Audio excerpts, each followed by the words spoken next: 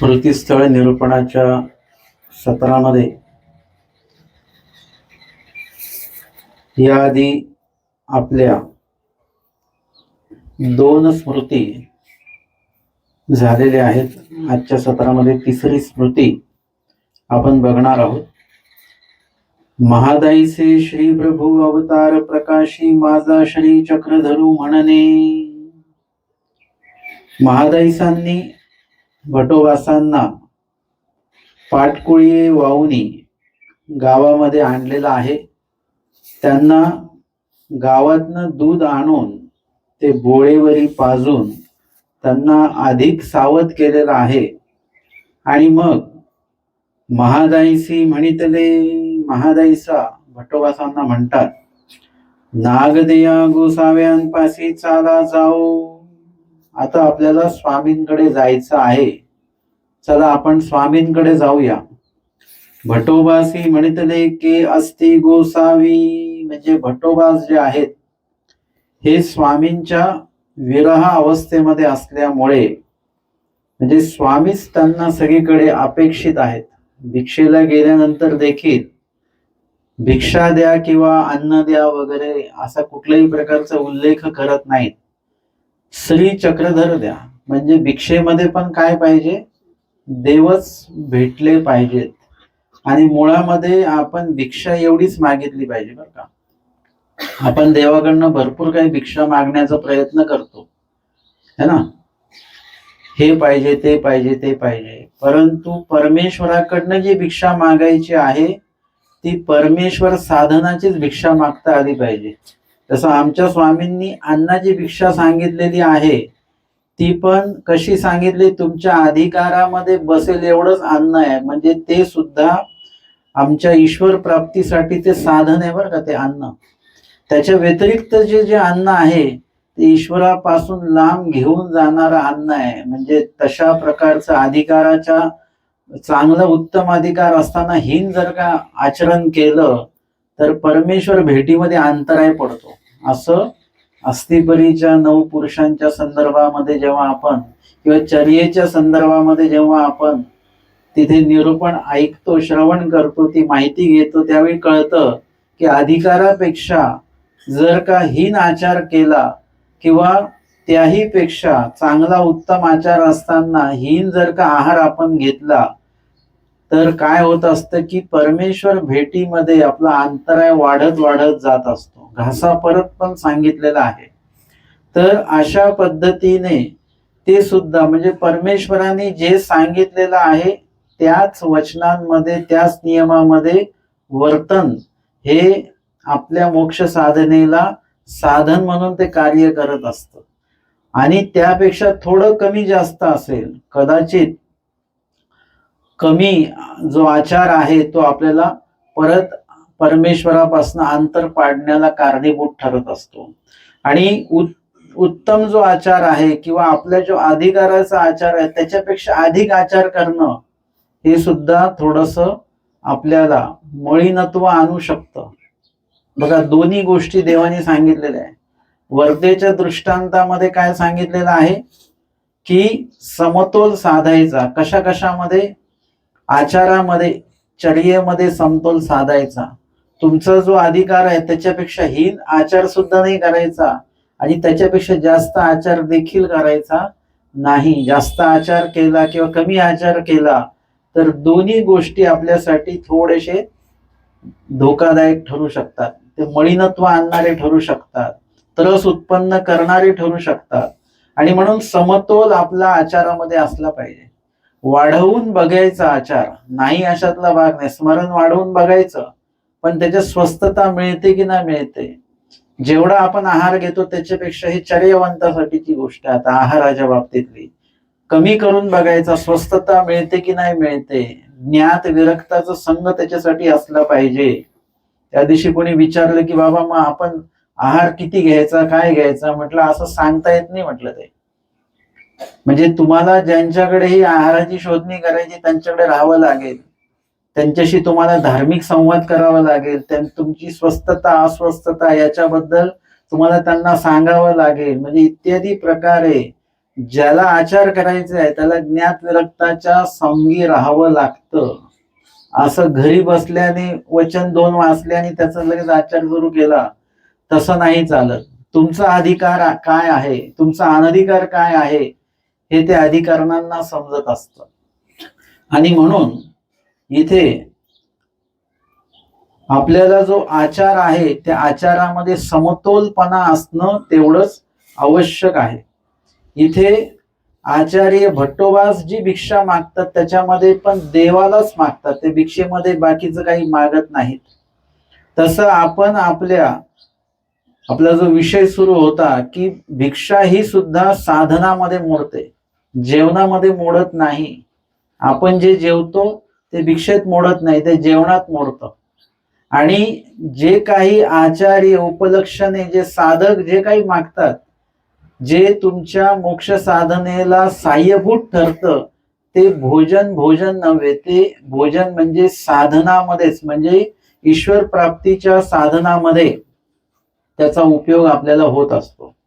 आणि म्हणून भिक्षांनी सवावपळ अमृताते, म्हणजे आपल्या अधिकाराच्या अनुरूप जे अन्न आपण ग्रहण करणार आहोत तर ते सवावपळ अमृत असल्यासारखं आहे. परंतु अधिकारापेक्षा हीन जर का आपण आचार करत असू तर ते आमच्यासाठी, किंवा उत्तम अधिकार असताना हीन जर का आपण आहाराच्या बाबतीमध्ये हीन आचार आपला असेल तर तेच अन्न आपल्यासाठी विषासमान पण होऊ शकतं. भिक्षांनाच आहे हे सवावपळ अमृत पण आहे, किंवा मग आपल्या अकरणीयमुळे तो विषाकडे पण ते जाऊ शकतं. आणि म्हणून या ठिकाणी आपल्याला समतोल सगळ्याच गोष्टींचा साधायचा असतो. तर या ठिकाणी महादाईचा जेव्हा म्हणतात की गोसाव्यांपाशी चाला जाओ, भटोबासी म्हटले की असती गोसावी, एकदम त्यांचे डोळे विस्पारले असतील त्यावेळेला, एकदम डोळे त्यांनी जेवढे उघडले त्याच्यापेक्षा जास्त उघडले असतील, चेहऱ्यावर काहीतरी उत्सुकता असेल त्यांच्या, आणि त्यांनी विचारलं के असती गोसावी, कुठे स्वामी आले का? महादाईसी म्हणते हे नव्हे ती रिधीपुरा, हे नव्हे रुधिपुरा, म्हणजे रुद्धपूरला परमेश्वरपूरला स्वामी नाहीत का? श्री प्रभू गोसावी आहेत की. भटोबासांना अपेक्षित काय आहे? श्री चक्रधर स्वामी अपेक्षित आहेत. बाकी आता दुसरे कुठलेही अवतार हे अवतार आहेत, परमेश्वराचे अवतार आहेत, मान्य देखील पण आहेत, परंतु आता कोण पाहिजे आहे? परमेश्वर श्री चक्रधर स्वामीच पाहिजे आहेत.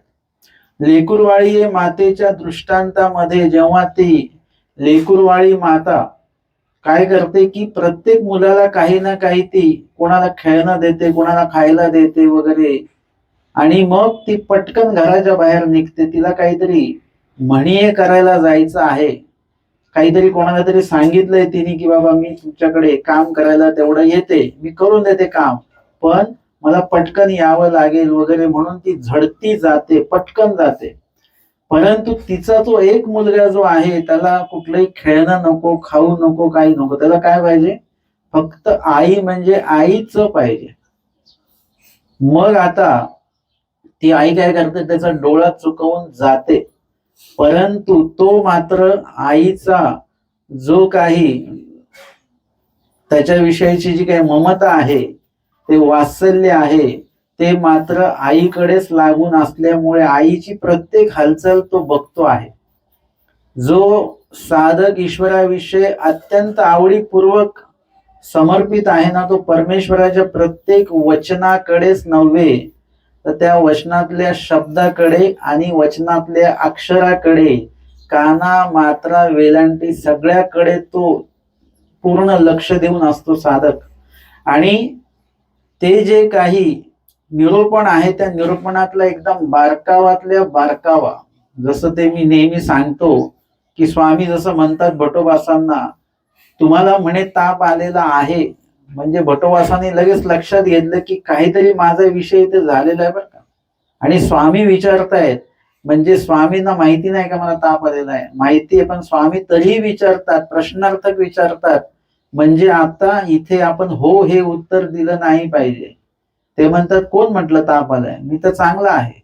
म्हणजे अशा प्रकारे परमेश्वराच्या त्या वचन वाक्याच्या प्रत्येक शब्द अक्षरापर्यंत आपण पोहोचलो पाहिजे.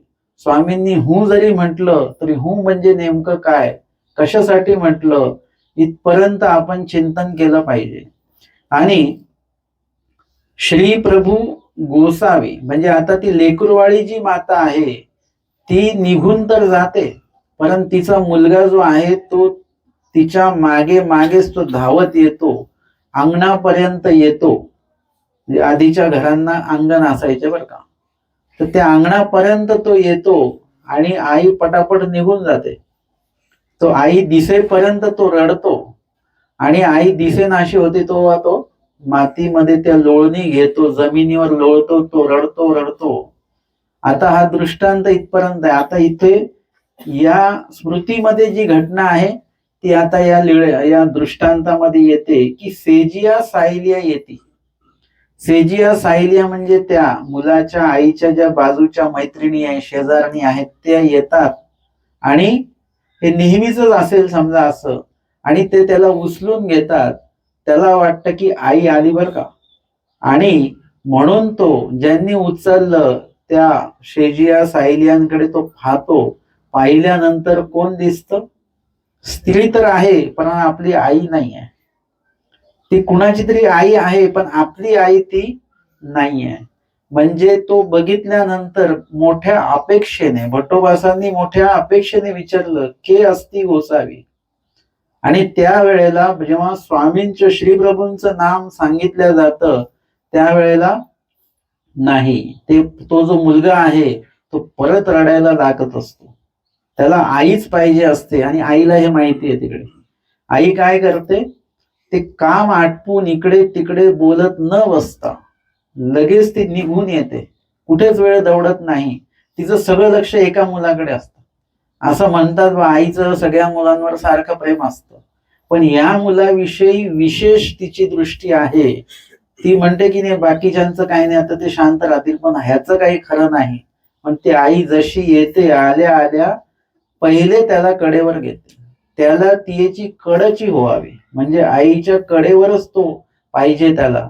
अशा पद्धतीचं जे काही लेकरवाळे मातेच्या दृष्टांतामध्ये स्वामींनी ही गोष्ट सांगितली आहे किंवा ही वास्तविकता आहे, तशाच त्याचा जो सिद्धांत म्हणजे ही स्मृती आहे. या स्मृतीमध्ये तो काही बाकीच्या महिलांचा अपमान करतो अशातला भाग नाही, पण ही माझी आई नाही आहे म्हणून तो सुखावत नाही. जेव्हा आई त्याला भेटेल तेव्हाच तो जो लेकरू आहे तो सुखावणार आहे. आणि म्हणून ते म्हणतात की के असती गोसावी महादाईसी म्हणले हे नव्हे रिधीपुरा. श्री प्रभू गोसावी बोलावू पाठविले असे. तुम्हाला श्री प्रभू गोसावी यांनी मला बोलवायला पाठवलेलं आहे. म्हणजे स्मृतीमध्ये मागे फक्त श्री प्रभू सांगतात जाय मेली भान खेळा, एवढंच सांगितलेलं नाही आहे. तर महादाईसांनी अजून काही संवाद केला असेल की मी त्यांना आपल्याकडेच घेऊन येते, कारण की आता श्री प्रभूंशिवाय दुसऱ्या कोणाचा आधार नाही. तुम्हा गोविंद गती नायका स्वामींनी सांगितलेलं आहे. मग आता मी तुमच्याकडेच त्यांना घेऊन येते, असाही प्रकारचा काही संवाद झालेला असावा. स्मृतीमध्ये तो नाही. आणि श्री प्रभूंनी त्याला अनुमती देखील दिलेली असणार आहे. आणि म्हणून त्या म्हणतात श्री प्रभू गोसावी बोलावू पाठविले असे. म्हणजे त्यांनी जी अनुज्ञा दिली हेच बोलवायला पाठवण्यासारखंच आहे. मी त्यांना घेऊन येऊ का इकडे? हो घेऊन या. म्हणजे श्री प्रभूंनी पाठवलेलं आहे आणि बोलविण्यासाठीच तुम्हाला पाठवलेलं आहे, त्यासाठीच मी आलेली आहे तुम्हाला घेऊन जाण्यासाठी. भटोबास म्हणतात नेनोमा तुझा श्री प्रभू. हे वाक्य कंसामध्ये दिलेलं आहे. म्हणजे त्यावेळेची मनस्थिती जी आहे ती वेगळी आहे. ते म्हणतात मी श्री प्रभूंना ओळखत नाही. माझा देव तो श्री चक्रधरू. माझा देव तो श्री चक्रधरू म्हणजे माझा जो देव आहे साधनदाता. प्रत्येक म्हणजे आता आपल्याला ज्ञान कोणाकडनं झालेलं आहे, आपले साधनदाता कोण आहेत त्यावर त्या ज्ञानियाची श्रद्धा असणार आहे. पाचही अवतारांवर असणारच आहे. परंतु साधनदाता आता आपले कोण आहेत, आपल्यासाठी कोण अवतार झालेले आहेत? सगळेच अवतार मान्य आहेत हे लक्षात घ्या. परंतु आमचे साधनदाता कोण आहेत आता? श्री चक्रधर स्वामी. तुम्ही जे काही अध्ययन करता वगैरे ते सगळं कुणाचं सूत्रपाठ असेल, लीळा असतील, स्मृती ग्रंथ असतील, हे सर्व श्री चक्रधर स्वामींचं अध्ययन आपण करत असतो. टीका, शंका, प्रयोग, जे काही विश्लेषण पाचीस्थळाचं आहे ते सगळं श्री चक्रधर स्वामींच्या निरूपित शास्त्रांचं आपण करत असतो. काही लोक मला म्हणतात आम्ही गीता शिकतोय, आम्ही गीता हे करतोय वगैरे. मी त्यांना सांगतो की तुम्ही सूत्रपाठ हे करा. भगवद्गीता करणं काही वाईट नाही, उत्तमच आहे. परंतु प्रापंचिक लोकांचा निम्मा वेळ तर प्रपंचात गेलं, त्यातला निम्मा वेळ अभ्यासात जाणार, त्यातला निम्मा वेळ शिल्लकच राहत नाही आचारासाठी. मग आपण कधी सूत्रपाठाचा अभ्यास करणार, कधी त्याचे अर्थ जाणून घेणार, कधी त्याचं आचरण करणार, कधी ते आचरण लेखी लागणार. मग त्यावेळेला तुम्ही भगवद्गीता हा ग्रंथही उत्तमच आहे अभ्यासाच्या अर्थाने, पण आता आपल्याला सूत्रपाठ जर का मराठीमध्ये सरळ सोप्या भाषेमध्ये आहे तर काही तुम्ही इकडे तिकडे थोडासा वेळ कमी करून द्या आणि त्याला जास्त वेळ द्या. आधीपासून तुम्ही भगवद्गीतेचं पठांतर वगैरे करत असाल तर मग चांगली गोष्ट, काही हरकत नाही. परंतु भगवद्गीता वाचून काही होत नसतं, याचं पण चिंतन एक करून घ्या तुम्ही. नुसतंच भगवद्गीता रोज वाचून काय होतं? भगवद्गीतेचे अर्थ वाचा आणि त्यानुसार निष्काम कर्म आपल्यामध्ये उतरवा, तर मग कुठेतरी निर्हेतुक कार्याशी, निर्हेतुक विदेशी ते जोडलं जाणार आहे. नुसतंच भगवद्गीता वाचून काही होत नसतं. आणि म्हणून त्या शास्त्राचा अभ्यास जो आहे तोही आम्हाला करायचा आहे आणि त्याचं आचरण पण करायचं. नुसता अभ्यास करायचा नाही. अलीकडे असं डोक्यात बसले की अभ्यास करायचा, आम्हाला अभ्यास करायचा. आम्हाला अभ्यास करून आचरण करायचं असं वाक्य पाहिजे बरं आपलं. तर तुम्ही त्या दृष्टीने अभ्यास करा. नुसताच अभ्यास करायचा म्हटलं तर नुसताच अभ्यास होतो, मग आचरण हा प्रकार होत नाही. आणि आम्हाला जर का ते बिंबवायचं असेल तर म्हणतानाच असं म्हणावं लागेल आम्हाला अभ्यास करून आचरण करायचं आहे, किंवा आम्हाला ज्या आचरण करायचंय त्याचा अभ्यास करायचा आहे. अशा प्रकारचं वाक्य तुम्हाला बोलावं लागेल. जसे वाक्य बोलाल तसं ते बिंबत आणि त्याच प्रकारे ते प्रगट होत असतं. आणि म्हणून इथे ते म्हणतात की माझा देव तो श्री चक्रधरू, म्हणजे साधन दाता. म्हणजे आता आपल्याला नामस्मरण जे आहे ते देखील कुठल्या नामाचं करायचंय? मार्गशीर्ष महिना आहे आता. मग आम्हाला टाकलं, कोणीतरी टाकून दिलं ते डोक्यात. चक्रधर स्वामींनी नाही सांगितलं आम्हाला. आमचे स्वामी सांगतात की पाचा गुणनामी, पाचही नाम जे आहेत ते घेतल्याने तुमचा उद्धार होणारच आहे, नाही असं तर नाही. कुठल्याही नामाचा अपमान नाही, कुठल्याही अवतारांचा अपमान नाही. सगळे अवतार आणि सगळे नाम परमेश्वराचीच आहे, ते लक्षात घ्यायचं. परंतु आमच्या स्वामींनी काय सांगितलेलं आहे ना, आपण जेवायला बसतो, सगळं जेवायचंच असतं त्या ताटामध्ये, पण आधी आपण काय खातो? भात की चपाती? का बरं आधी भात का नाही खात? खानदेशमध्ये आधी भात खातात बरं का, आधी आणि शेवटी भात खातात. पण नॉर्मली सगळीकडे आधी चपाती किंवा भाकरीच खातात. सगळं खाण्याचंच आहे, पण नियमानुसार आपण आधी चपाती खातो. तसं सगळे नाम स्मरणीयच आहेत. मी तर असं म्हणेन सगळ्या नामाने मोक्ष होतो, ईश्वर प्राप्ती सगळ्या नामाने होते. परंतु आमचे स्वामी सांगतात की पाचवे ते निरंतर. निरंतर म्हणजे किती निरंतर? न जो जन्मक्षेपी मरेपर्यंत तेच नाम घ्यायचं आहे. काही जरी झालं तरी त्याच नामाचं अनुष्ठान आम्हाला करायचं आहे, कारण की श्री चक्रधर स्वामींनी ते सांगितलेलं आहे. बाकी कुठे हे नाम घ्यावं, कुठे ते नाम घ्यावं, असा भेदाभेद महानुभव तत्वज्ञानात कुठेच नाही. तो आम्ही केलेला आहे, तो जीव निर्मित आहे तो भेद. वांचून श्री चक्रधर स्वामींनी महानुभव तत्वज्ञानात असा नामाचा भेदाभेद कुठे सांगितला नाहीये की हे महिना आला की ते नाम घ्या, हे ठिकाण लागलं की ते नाम घ्या, पैसे पाहिजे असतील तर अमक नाम घ्या, अनुसरण घ्यायचं तर तमक नाम घ्या. असं कुठेही भेदाभेद स्वामींनी केलेला नाहीये. तो आमच्या मनस्थितीने आम्ही तो तयार करून ठेवलेला आहे. आणि म्हणून ह्याच्यातनं तुम्हाला बाहेर पडावं लागेल. भट्टोबासही काय म्हणतात? माझा देव तो श्री चक्रधर. हेच भट्टोबास आहेत जे एकेकाळी स्वामींनी त्यांना जायला सांगितलेलं आहे. त्यावेळी ते काय म्हणतात? परमेश्वरपुरी रुद्रपुरी सुद्धा काय आहे? परमेश्वराचा अवतार स्वामींनी सांगितलेला आहे, तर तिथेच का जाऊ नये आपण? म्हणजे श्री प्रभूंवर त्यांची परमेश्वर बुद्धी आहे नाही अशातला भाग नाही. साधनदाताचा हा विषय आहे की इथे साधनदाता आमचे स्वामी असल्यामुळे त्या ठिकाणी भट्टोबास म्हणतात की माझा देव तो श्री चक्रधरू, तव महादाईसी म्हणित दे नाग दया तू ते गोसावी श्री प्रभूसी निरुविले असे की. स्वामी जे काही सांगतात ते बरोबर महादाईसा ते वाक्य धरून ठेवतात. आणि स्वामींनी काय काय सांगितलेलं आहे त्या संपूर्ण निरूपणाचं चिंतन महादाईसांकडे आहे. एकीकडे महादाईसांचा कल थोडा दादोसांकडे आहे. दादोस जे सांगतात ते ऐकण्याची मनस्थिती त्यांची आहे हे पण कुठेतरी दिसतं. परंतु दुसरी जी महादाईसांची बाजू एवढी उत्तम आहे म्हणूनच स्वामी त्यांना चर्चक आणि जिज्ञासक, नुसतेच चर्चक नाही तर जिज्ञासा आहे त्या चर्चेमध्ये, है ना. आपण नुसतंच खातो पण भूक नसते, पण आहे खायला म्हणून खायचं. आणि महादाईसांचं तसं नाहीये, त्या चर्चेची जिज्ञासा पण त्यांना आहे. म्हणजे आपण जे खातो ना त्याची भूक सुद्धा असली पाहिजे. पण आपल्याला भूक नसताना खाल्लं तर ते अजीर्ण होऊ शकतं, शरीराला ते घातक आहे. तशा प्रकारे नुसतीच चर्चा नको, तर चर्चेमध्ये जिज्ञासा असली पाहिजे, जाणून घेण्याची इच्छा, ते जिज्ञासा. आणि मग अशा पद्धतीने जिज्ञासा असल्यानंतर जी चर्चा होते ना ती चर्चा तुमच्या आचरणाच्या उपयोगी लागते, तुमच्या आयुष्याच्या उपयोगी ती लागत असते. आणि म्हणून महादाईसा ज्या काही चर्चा करायच्या, जे जिज्ञासा विचारायच्या किंवा जे श्रवण करायच्या, निरूपण ऐकायच्या, ते सगळं त्यांच्या हृदयामध्ये गाम्य ते व्हायचं, हृदय गाम्य चांगल्या प्रकारे व्हायचं. आणि म्हणून महादाईसा प्रत्येक वेळी काय करतात, स्मृतीस्थळामध्ये पुढे पण आपल्याला दिसेल की अखंड जे काही गुरुकुळ आहे त्या गुरुकुळावर महादाईसांचं लक्ष आहे, कोण आचरण करतंय, कोण काय करतंय वगैरे.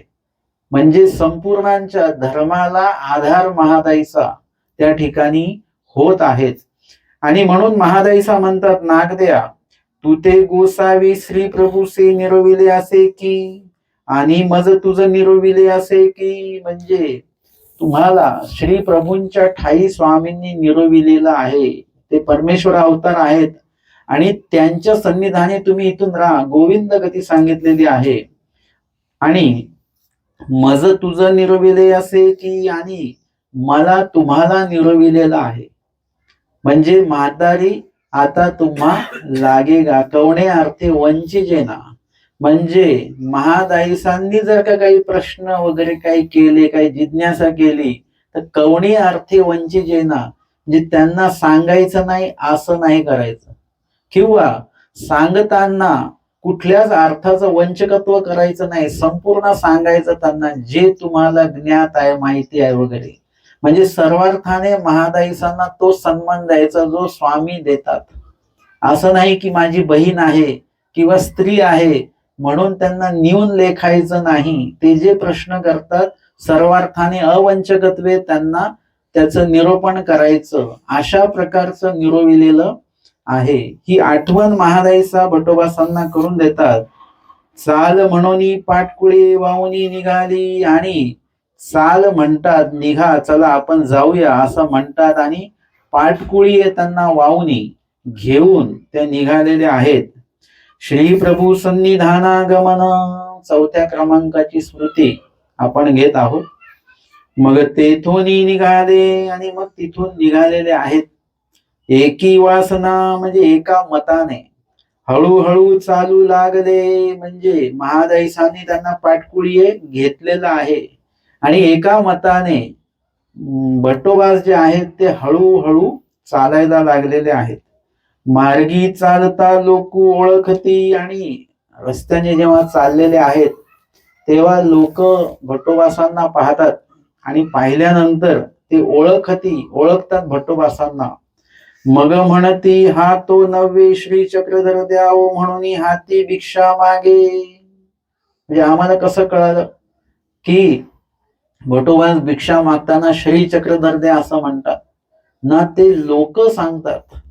म्हणजे आपला आचार आपण नाही सांगायचा, आपला आचार लोकांनी आपल्याला सांगितला पाहिजे, आपण कसे आहोत एरवी आपल्याला आपण कसे वाईट आहोत हे तर लोक सांगतच असतात, पण आपण अशा प्रकारचं वर्तन करावं की आपण कसे चांगले आहोत हे लोकांना सांगितलं पाहिजे. आपल्याला नाही सांगितलं तरी चालेल. आणि तिथे हेच चालू आहे. लोक एकमेकांना सांगत आहेत भटोबासांचा आचार. ते जे सांगणारे लोक आहेत ते अज्ञानी लोक आहेत. त्यांना आचार चर्या वगैरे काही माहिती नाहीये, ज्ञान काहीच माहिती नाहीये. परंतु भटोबासांनी जे चांगलं केलं, तुम्ही जे चांगलं कार्य करता ते चांगलं कार्य आमचे स्वामी सांगतात की तुम्ही पुराणी पडिये जा, म्हणजे तुमचं पुराणामध्ये तुमचं नाव निघेल, आहे ना. आतापर्यंत 800 वर्षानंतरही भटोबासांचं नाव आहे. सांगा बरं, तुमचे पंजोबांचं नाव माहितीये का तुम्हाला? खापर पंजोबांचं नाव माहितीये तुम्हाला? आपल्याच कुळातले आहेत, परंतु आपल्याला त्यांचं नाव नाही. आजोबांपर्यंत खूप तर खूप माहिती आहे, पंजोबांपर्यंत खूप तर खूप माहिती होऊन जाईल, त्याच्या पुढे आपल्याला त्यांची नावं माहिती नसतात. परंतु भट्टोबासांचं नाव आजही आम्हाला माहिती आहे, माहीमभट्टांचं, बाईसांचं. कारण की त्यांचं वर्तन, त्यांचं आचरणच त्या प्रकारचं असल्यामुळे त्यांच्या चांगल्या गोष्टींची चर्चा आपल्यापर्यंत आली. त्याविषयीची धर्मवार्ता जी आहे ती आपल्यापर्यंत आलेली आहे. आणि म्हणून जेव्हा भट्टोबासांना ते लोक बघतात तेव्हा ते काय म्हणतात की हा नव्हे हा तो नव्हे, हे ते नाहीत का? हे तेच आहेत ना. श्री चक्रधर द्याव म्हणून हाती भिक्षा मागे, मला श्री चक्रधर द्या. म्हणजे हातामध्ये जोळी आहे, जोळी पुढे केलेली आहे, पण जोळीमध्ये काय मागतात? श्री चक्रधर द्या. म्हणजे ज्यामुळे मी जगणार आहे. आपण कशामुळे जगतो? आपण अन्न आणि पाण्याने जगत असतो. भटोबासांचं जगणं काय आहे? म्हणजे परमेश्वर जीवाचा आत्मा, जे ज्ञानी आहेत, आचरणनिष्ठ आहेत, जी भक्त आहेत, त्यांचा आत्मा कोण आहे? परमेश्वर आहेत. आणि म्हणून परमेश्वर जेवढे लांब गेले, स्वामी आमचे जेवढे लांब गेले, तेवढं भटोबासांचा जो काही आत्मा आहे तोच त्याच्यात निघत निघत चाललेला आहे ना. शेवटची अवस्था प्रगट होण्यापर्यंत आलेला आहे. म्हणजे त्यांचा आत्मा परमेश्वर आहे. जसं आपलं जर का श्वास बंद केला किंवा प्राणवायूची कमतरता जर का होत राहिली वातावरणात, आपल्याला श्वास घ्यायला त्रास होतो. आणि तसा तसा आपला जीव जाण्यावर येऊन जातो. असं वाटतं कधी पटकन जीव निघून जाईल. म्हणजे तो प्राणवायू आपला एक प्रकारे जगण्याचं ते स्त्रोत आहे, माध्यम आहे. तशा पद्धतीने अन्न पाणी हे देखील आपल्या जगण्याचं स्त्रोत आहे, माध्यम आहे. आणि जे काही भटोबास उपलक्षणे विरही पुरुष आहेत त्यांना मात्र परमेश्वर हे त्यांचं जगण्याचं स्त्रोत आहे. माय धुवा लेकी या भेटीमध्ये ती मुलगी ताप वाढत गेला. आई म्हणते, अगं तुझ्यासाठी मी काय करू असं की तू ताप निघून जाईल. आईला कळतं की आता ताप अजून वाढला तर मुलगी काय आपली राहत नाही. धावपळ करते, पथ्य पाणी करते, अजून तुझ्यासाठी काय पथ्य पाणी करू. तेव्हा ती मुलगी म्हणते काहीच करायची गरज नाही. ते आपण स्वामी मगाशी भेटलो ना त्यांना तू घेऊन ये. त्यांना जर का तू आणलं तर माझा ताप जाईल. रोगही जाणे आणि उपावही जाणे. म्हणजे का आपण वज्रकिटिकीच्या दृष्टांतामध्ये बघितलेलं आहे. त्या मुलीला आजारही माहिती आणि तो आजार चांगला आहे बरं का. काही काही आजार चांगले असतात. काही लोक थोडस हे होतात, मला सर्दी झाली आणि वैद्य सांगतात की सर्दी होणं चांगलं असतं. म्हणजे आजार होणं काही काही ते चांगले असतात, तुमच्या शरीरासाठी ते चांगले असतात. आता हा आजार त्याही पेक्षा चांगला आहे, त्या मुलीला आलेला ताप, की त्यामध्ये स्वामींच्या आवडीच्या संबंधित तो ताप आहे. एरवी ताप कोणाला आवडत नसतो, पण तो ताप असा आहे की तो देवाच्या आवडीमुळे आलेला आहे.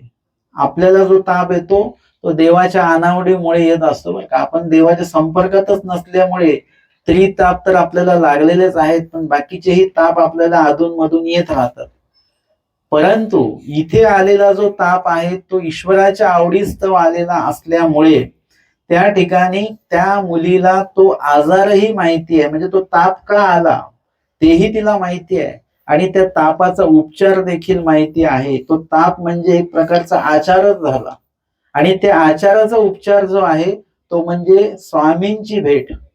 तसंच इथे भट्टोबासांचं जे काही अवस्था आहे, शेवटची अवस्था, तर त्याला जर का कोणी जगवणारा असेल त्या अवस्थेला, तर ते चक्रधर स्वामींची भेट, परमेश्वर अवताराची भेट, हेच त्यांना ते जगवू शकतं. आणि म्हणून भट्टोबास जे काय मागतात की अन्न नाही मागत, ते मागतात की मला श्री चक्रधर असतील तर ते पण द्या सोबत. आता भिक्षा का मागतात बरं? एवढी विरळ अवस्था प्रकट असताना भिक्षा पण मागतायत. आपलं होय होईल की मग ते जेवण तर राहिलेत, मग विरह कसला? ती भिक्षा सुद्धा देवाने सांगितली म्हणून मागतात. असं म्हणतात की येतीचा साधक जो चर्यावंत तो एवढा कट्टर आहे की देवाने भिक्षा सांगितली म्हणून ते भिक्षा मागतात. देवाने जर का सांगितलं असतं भिक्षा मागू नका, जेवू नका, तर ते साधक जेवणार देखील नाहीत. आपण उदाहरण बघितलं कवीश्वर बासांचं. शेवटच्या अवस्थेत त्यांना पाणी पाते म्हणाले, कशाला पाणी दिलं मला? म्हणजे त्या साधकाला अन्न पाणी वगैरे याच्यामध्ये कुठल्याही प्रकारचं रुची रस नाही. आमचे स्वामी सांगतात तुम्हाला आवडेल ते खायला सांगा. कुणाला सांगतात? शांताबाई सांग. ते काय म्हणतात? मज श्री चक्रधरा वांचुनी काही न रुचे. देवाशिवाय आता काही आवडत नाही. मग आता ते खातायत त्याचं काय? ते खातायत म्हणजे जे देवाने सांगितलं तेच खातायत, आणि देवाने सांगितलं म्हणून खातायत. देवाने जर का शांताबाईसांना सांगितलं असतं की आमची आज्ञा काहीच खायचं नाही, पाणी सुद्धा नाही प्यायचं, तर त्यांनी तोही कडक आचार केला असता.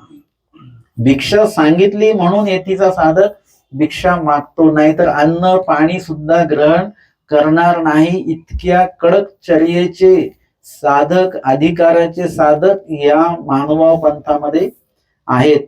आणि म्हणून स्वामींनी सांगितलेला विधी आहे, विधी ठाकू द्यायचा नाही. देवाच्या विरह अवस्थेमध्ये आपण आपले विधी बंद नसतात करायचे बरं का, हे लक्षात घ्या.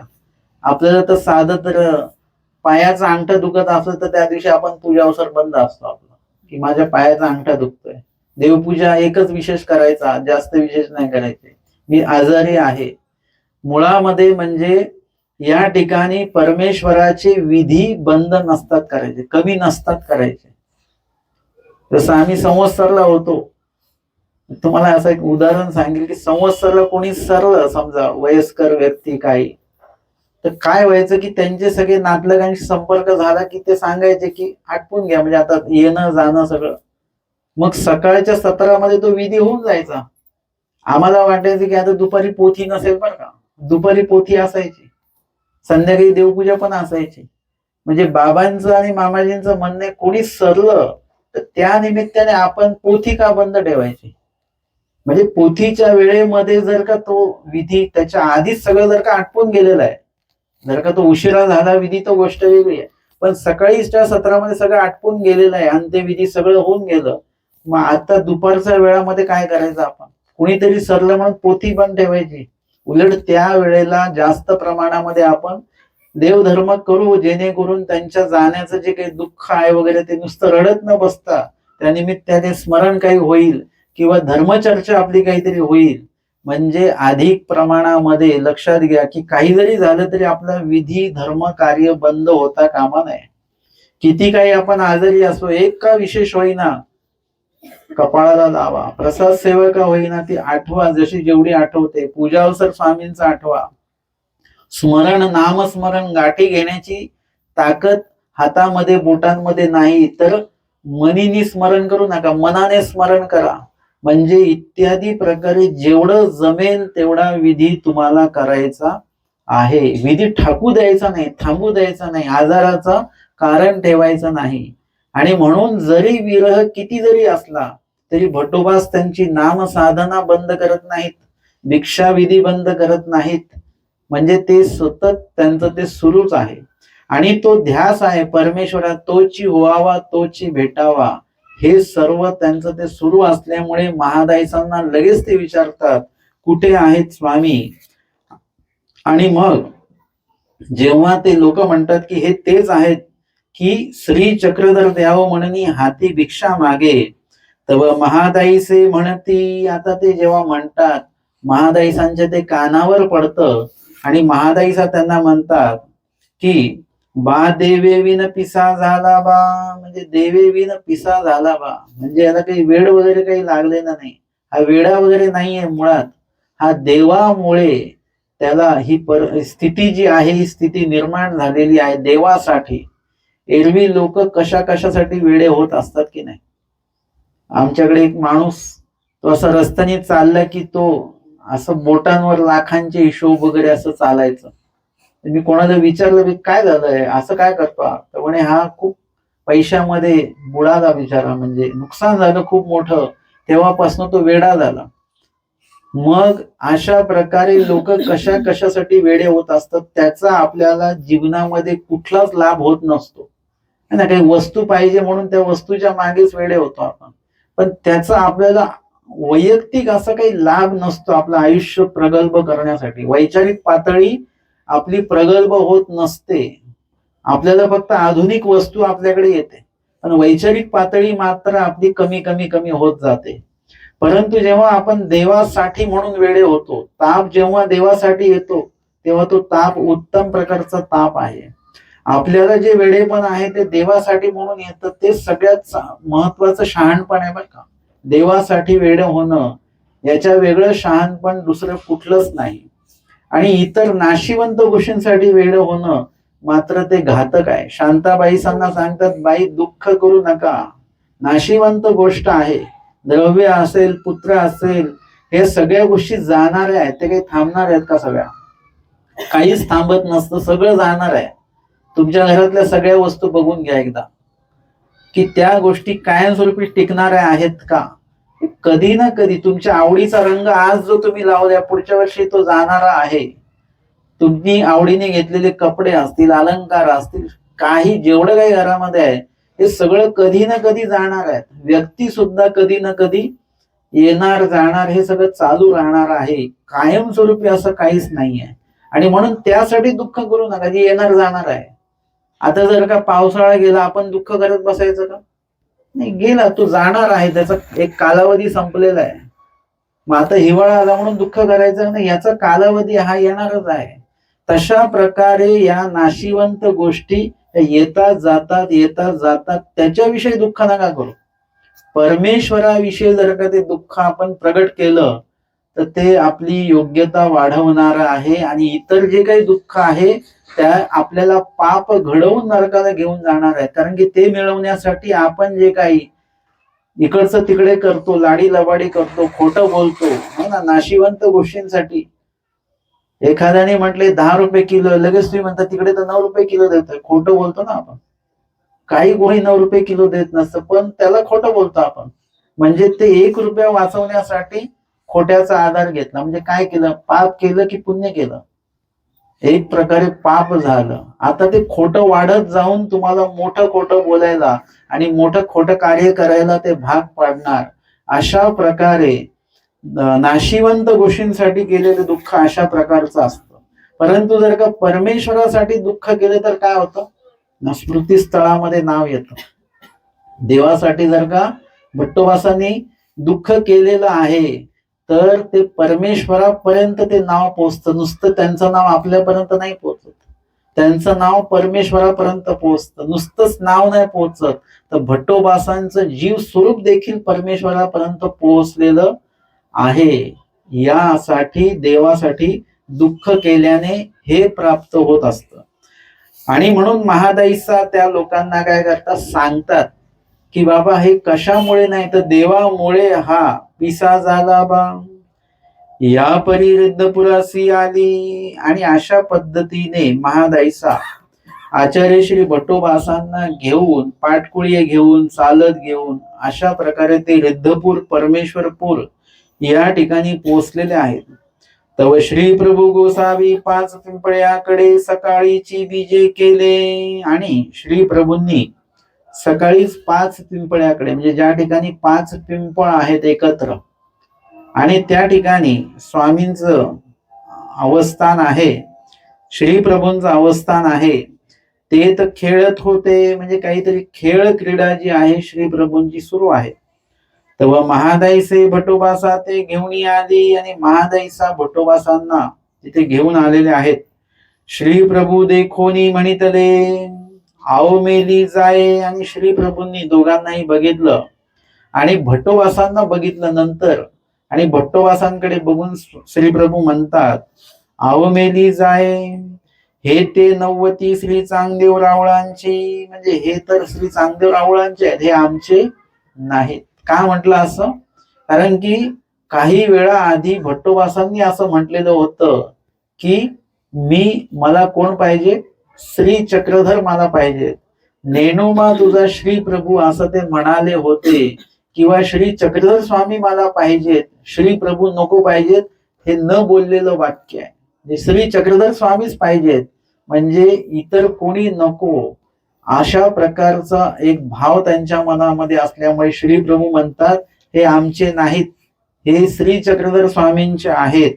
असं ऐकल्यानंतर भटोबासा महादाईसा थोर दुःख झाले. त्यांना दुःख झालं की स्वामी सुद्धा नाहीत आणि आता श्री प्रभू सुद्धा आपल्याला थांबू देणार नाहीत वाटतं वगैरे. म्हणजे भटोबासही तोपर्यंत सावध झालेले. एक वेगळी अवस्था असते आपली. राग असतो ना, रागामध्ये आपण काय बोलू आणि किती टोकाचं बोलू हे आपल्या हातामध्ये नसतं बघा. त्यावेळी ते बोललं जातं, काहीही बोलून मोकळे होतो आपण. एका तर घरी उपदेश काहीतरी भांडण झालं, तो व्यक्ती विशेष फेकायला निघाला. आता नवरा बायकोंचं भांडण, विशेषांचा काही रोल आहे का त्याच्यामध्ये? पण रागाचा भाग एवढा मोठा असतो की त्याच्यात आपण काहीही करू शकतो. स्वतःचा घात करू शकतो, इतरांचा घात करू शकतो. म्हणजे तो टोक आहे. तशा प्रकारची विरह अवस्थेचं एक वेगळं टोक आहे भट्टोबासांचं. ती परिस्थिती, एक अवस्थाच वेगळी आहे की त्या वेळेला मात्र भट्टोबासांचं विचारांमध्ये श्री चक्रधर स्वामीच आहे. त्या अवस्थेत ते बोलून गेलेत. परंतु आता परत येईपर्यंत भट्टोबासांनी देखील शास्त्र चिंतन केलेलं आहे की हो, आमच्या स्वामींनीच आम्हाला निरोविलेलं आहे. म्हणजे ही सुद्धा आज्ञा कोणाची आहे? स्वामींचीच आज्ञा आहे. आणि मग तिथपर्यंत येईपर्यंत एक मनस्थिती आता वेगळी आहे. परंतु श्री प्रभू जेव्हा म्हणतात हे आमची नव्हे, हे तर श्री चक्रधर स्वामींचे आहेत, तेव्हा भट्टोबास महादाईसांना थोडस दुःख होतं, वाईट वाटतं. थोर दुःख झाले, नुसतंच दुःख नाही झालं, थोर दुःख झालेलं आहे. श्री प्रभू गोसावी आश्वासिले, आणि मग श्री प्रभू स्वामी त्यांना आश्वासित करतात. हे थोड्या वेळासाठी ते बोलतात आणि त्याच्यामुळे त्यांना ते दुःख होतं. आणि नंतर म्हणतात मेला आस आस म्हणे, आस आस म्हणे, राहा राहा, कुठे जायची आवश्यकता नाही, इथेच राहा, असं त्यांना आश्वासित करतात. मग आधी का म्हणाले असं? त्यांना दुःख वाटेल असं का म्हणाले? कारण की भट्टोबासांनी जे म्हटलेलं आहे, नेनोमा तुझा श्री प्रभू वगैरे वगैरे असं जे काही बोलले असतील, तो जो काही भाव त्या अवस्थेमध्ये निर्माण झालेला आहे, तर त्याचाही दोष थोडासा लागतो. त्याच्याबद्दल सुद्धा थोडासा दोष जो आहे तो वाढतो ते बोलल्यामुळे. तर तो जो दोष आहे तो कसा नासेल? जेव्हा श्री प्रभू हे वाक्य बोलतील तेव्हाच त्यांना मनात वाटेल की हो, आपण मगाशी असं बोललो ना. श्री प्रभूंनी ते जाणीतलं आणि त्याच्यामुळे श्री प्रभू आपल्याला असं म्हणतात. म्हणजे मगाचं आपलं बोलणं चुकीचं होतं. असं जसं आमचे स्वामी उंच मठाकडे जातात, राजमठामध्ये आमची वामकुक्षी होते दुपारची, आणि उंच मठात गेल्यानंतर आतमध्ये काय सुरू असतं? अन्यवार्ता सुरू असते. स्वामी ते थोडस ऐकतात आणि परत येऊन राजमठामध्ये बसतात. आणि नंतर मग बाकीची भक्त मंडळी जे अन्यवार्ता वगैरे करून ते बाहेर येतात आणि मग बाईसांना विचारतात आज स्वामी आले नाही उंच मठाकडे? ते म्हणतात आले होते. मग तुम्ही अन्यवार्ता करत होते म्हणून स्वामी परत येऊन बसले. सगळ्यांच्या लक्षात आलं काय झालं ते.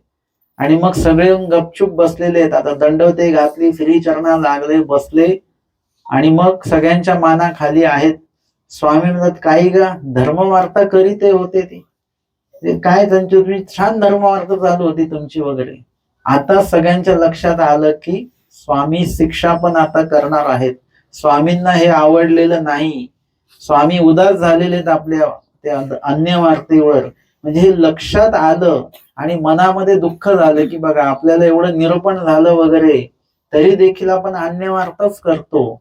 याचं दुःख त्यांना वाटल्यामुळे स्वामी ते वाक्य का बोलले त्यांना, तर त्यांना ते लक्षातही आलं पाहिजे त्यांचा दोष, आणि त्याच्याविषयी दुःखही निर्माण झालं पाहिजे, आणि दुःखामुळे त्यांचा जो दोष घडलेला आहे तो दोष देखील नासला पाहिजे. परमेश्वराचं लक्ष जीवाचे दोष दाखवणे नाही. परमेश्वर जीवाची जे जे दोष दाखवतात ते दोष नासण्यासाठी दाखवतात. आपण जे जीवाचे दोष दाखवतो ते दोष दाखवण्यासाठीच दाखवत असतो, है ना. बघा त्यांनी कसं वाढलं बघा, ते बघा ते रांगोळी बरोबर काढली का त्यांनी, हे दोष दाखवण्यासाठीच दाखवतो. परंतु आमचे स्वामी जेव्हा दोष दाखवतात जीवाचा, तो नासण्यासाठी म्हणून दाखवतात. तेच जर का तुम्ही ज्यांनी वाढलेलं आहे त्यांच्याबद्दल इतरांना न बोलता त्यांना जर का म्हटलं की तुम्ही ना थोडस असं वाढा बरं का, हे असं वाढा, ते तसं वाढा वगैरे वगैरे, म्हणजे तुम्ही त्यांना वैयक्तिक जेव्हा सांगता तेव्हा त्यांचा तो दोष नासण्यासाठी म्हणून तुम्ही तो सांगत असता. त्यांचा दोष तुम्ही जर का इतरांना सांगत असाल तर त्यांची तुम्ही निंदा करता. बघा दोष सांगण्याच आहे, कोणाकडे सांगताय त्यावरती निंदा होते किंवा दोष निरसन करण्यासाठी म्हणून सांगताय हे ठरत असतं. आमचे स्वामी जेव्हा दोष सांगतात तेव्हा त्या जीवाचा दोष नासण्यासाठी म्हणून सांगतात. आमच्या स्वामींनी जेव्हा सांगितलं श्राद्ध भोजन गृहे अपराधे शिक्षापद जेव्हा केलेलं आहे, त्यानंतर भट्टोबासांनी कधी श्राद्धाचं भोजन ग्रहण केलेलं नाही. कुणीतरी सरलेलं आहे त्या निमित्ताचं भोजन नको, म्हणजे इत्यादी प्रकारे जे विधीमध्ये मोडेल ते करावं. जे विधीच्या बाहेर जर आहे तर मग ते करण्याला कुठल्याही प्रकारचा अर्थ नाही. आणि म्हणून हे शिक्षा पण स्वामींचं पदोपदी भट्टोबास आणि भक्तजनांना आहे. आणि म्हणून या वाक्यामध्ये देखील एक प्रकारे श्री प्रभूंनी शिक्षा पण केलेलं आहे भट्टोबासांना की मेली हे ते नव्हे. म्हणजे त्यांना लक्षात आलं की आपण चुकीचं बोललो, मगाशी ते बोललं नव्हतं पाहिजे. आमच्या स्वामींनीच हे पंचावतार आम्हाला विहित केलेले आहेत. पंचावतार उपहार नाही विहित केलं बरं का, आम्हाला स्वामींनी काय विहित केलं, पंचावतार उपहार विहित नाही केलेत. आम्हाला स्वामींनी पंच अवतार विहित केलेले आहेत. आम्हाला पंच अवतारांच्या मागे लागायचं आहे, पंचावतार उपहारांच्या मागे नाही लागायचं. आम्ही त्यांच्या मागे उपहारांच्या मागे लागलोय आम्ही, पण पंच अवतार त्याच्यातनं सुटत चाललेत आपल्याला. म्हणजे इत्यादी प्रकारे जर का तुम्हाला वाटत असेल पंचावताराला स्वामी येतात, परत दुसऱ्या पंचावतार आपण का बोलवतो त्यांना, कारण की हे पंचावतार संपलं की आपण त्यांना जायला सांगतो, जाऊ शकता तुम्ही आता. जर का एकदा स्वामी आले तर त्यांना जाऊच द्यायचं नाही ना. हृदयगाम्य एकदा परमेश्वर झाले ते काही येणं जाणं थोडी करतात. ते एकदा आले म्हणजे आलेच पाहिजेत, ते एकदा ते परत गेले नाही पाहिजेत. परंतु आपला जो विधी आहे तो ईश्वर श्रीमुखा व्यतिरिक्त विधी आपण करत असल्यामुळे हे सगळं चालतं. आणि इथे दुःख झाल्यानंतर स्वामी म्हणतात मेला असाच म्हणे. मग श्री प्रभू गोसावी यांचा सन्निधानी 14 वर्षे राहिले. किती वर्ष राहिले? 14 वर्ष श्री प्रभूंच्या सन्निधानी भट्टोबास राहिलेले आहेत. म्हणजे 32 वर्षा अनुसरण झालं आणि पुढे 4 वर्ष परमेश्वराचं सन्निधान होतं. म्हणजे आमच्या स्वामींचं 3.5 आणि श्री प्रभूंचं 6 महिने, म्हणजे ते किती झाले? 32 अधिक 4 किती होतात? 36 होतात. आणि 36 अधिक 14 किती होतात? गणिताचा क्लास 50 होतात. म्हणजे आता इथपर्यंत 50 पर्यंत आपण आलेलो आहोत. 50 वर्ष स्वामींचं, म्हणजे एक प्रकारे 14 अधिक 4 म्हणजे 18 वर्ष परमेश्वर अवताराचं सन्निधान आमचे स्वामी आणि श्री प्रभू यांचं सन्निधान भट्टोबासांना आहे. म्हणजे 14.5 वर्ष श्री प्रभूंचं सन्निधान आहे आणि 3.5 वर्ष आमच्या स्वामींचं सन्निधान भट्टोबासांना लाभलेलं आहे. अशा पद्धतीने या ठिकाणी श्री प्रभूंच्या सन्निधानी 14 वर्षे राहिले. माहीम भट्ट ही आले आणि मग भट्टोबास वगैरे महादाईसा हे श्री प्रभूंच्या सन्निधानी आहेत. आणि मग हळूहळू काय झालं, एक एक भक्तजन जे आहेत तिथे यायला लागले. त्यामध्ये माहीम भट्ट देखील श्री प्रभूंच्या सन्निधानी तिथे आलेले आहेत. अवघीची भक्तजने आली, अवघीची भक्ती बहुतांश भक्तजने त्या ठिकाणी उपस्थित झाली, सन्निधानी होती. आणि मग सगळेजण सन्निधानी राहायला लागले, दास्य करू लागले. आणि मग दास्य करू लागले, दास्य म्हणजे म्हणितले करण. एकतर आमच्या स्वामींनी आचार प्रकरणात अस्तिपरी प्रकरणात जे काही सांगितलंय, आचार प्रणालीमध्ये जे काही सांगितलेलं आहे त्या त्या वचनांचं, विधींचं, आज्ञेचं अनुपालन सगळे करायला लागलेले आहेत. आणि हे करत असतानाच श्री प्रभूंची सेवा देखील त्या ठिकाणी आहे. ते तर समळा जीवा अधिकार नाही श्रीप्रभूंच्या ठिकाणी. तिथे कसं कुशळ व्यक्तिमत्व पाहिजे, समजलं पाहिजे श्रीप्रभू काय सांगतात वगैरे. म्हणजे त्यांना जे काही सांगायचं आहे ते कृतीतनं ते सांगणार आहेत, संकेतातनं ते सांगणार आहेत. तर तो सुद्धा भाग लक्षात आला पाहिजे. आणि म्हणून आता हा आचार किती कठीण आहे की आमच्या स्वामींनी सांगितलेला आचारही करायचा आहे, श्रीप्रभूंची प्रवृत्ती देखील सांभाळायची आहे. या द्वय गोष्टी त्यामध्ये करायच्या आहेत. आणि म्हणून इथे भट्टोबास आणि संपूर्ण काही मार्ग गुरुकुळ जे आहेत ते श्रीप्रभूंच्या सन्निधानी राहून त्या ठिकाणी श्रीप्रभूंचं जे काही सेवादास्य आहे, म्हणजे एक प्रकारे श्रीप्रभू जे आहेत ते एकटेच आहेत, एकटंच त्यांचं विहरण वगैरे वर्तन आहे. कोणी भक्त मंडळी असं सोबत राहणे नाही. नंतरच्या काळात आबाईसा वगैरे गेलेल्या आहेत, माहीमभट्ट काही दिवस तिथे आहेत, परत आता भट्टोबास वगैरे गेलेत, परत माहीमभट्ट आहेत. म्हणजे इत्यादी प्रकारे नंतरचा जो 14 वर्षाचा काळ आहे भट्टोबासाधिकांचा, तो त्या ठिकाणी श्रीप्रभूंच्या सन्निधानी गेलेला आहे. आजच्या सत्रामध्ये आपण या स्मृतीचं श्रवण आणि चिंतन केलेलं आहे. दंडवत